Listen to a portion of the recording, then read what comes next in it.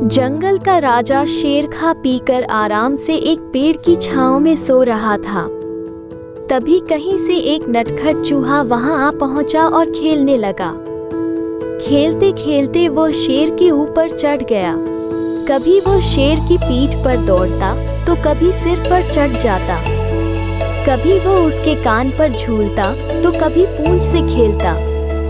उसे बड़ा मजा आ रहा है और उसकी उछल कूद बढ़ती जा रही थी। नटखट चूहे की धमा चौकड़ी से शेर की नींद टूट गई।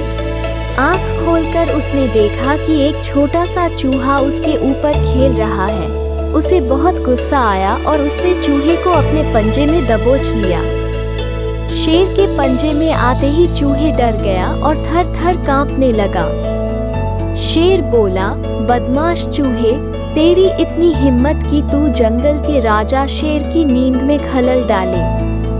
अब तेरी खैर नहीं, मरने के लिए तैयार हो जा।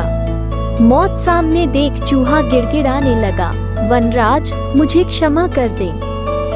मुझसे बहुत बड़ी भूल हो गई। मुझ जैसे छोटे से प्राणी को खाकर आपको क्या मिलेगा? आपका पेट तो भर नहीं पाएगा। कृपा कर मुझे छोड़ दीजिए। अवसर आने पर मैं अवश्य आपके काम आऊंगा। चूहे की बात सुनकर शेर हंसने लगा और बोला, मैं जंगल का राजा हूँ। मुझसे बलशाली इस पूरे जंगल में कोई नहीं। तू छोटा सा चूहा मेरे क्या काम आएगा?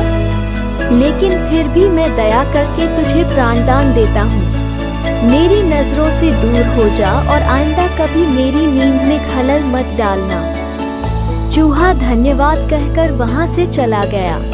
कुछ दिन बीते। एक दिन शेर जंगल में शिकार के लिए घूम रहा था कि वो शिकारी द्वारा बिछाए जाल में फंस गया।